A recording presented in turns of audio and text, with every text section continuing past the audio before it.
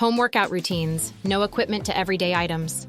Welcome to Transformation Tuesday, where every week we bring you simple and effective ways to enhance your health and wellness. Today we're focusing on home workout routines that require minimal to no equipment.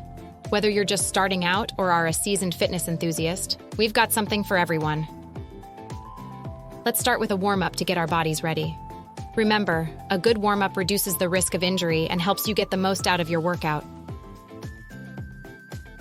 Now let's dive into our no equipment workout segment.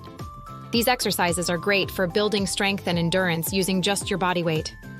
Series of exercises, push-ups, sit-ups, squats, lunges, and planks.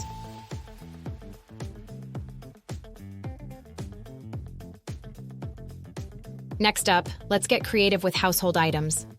You'd be surprised how everyday objects can become effective workout tools. Great job. Now it's time to cool down and stretch.